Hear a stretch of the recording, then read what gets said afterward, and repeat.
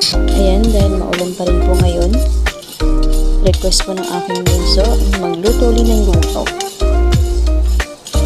Ang tawag po sa lugaw na lulutuin ko ay lelot balatong. Ayan po ang tawag sa amin yan.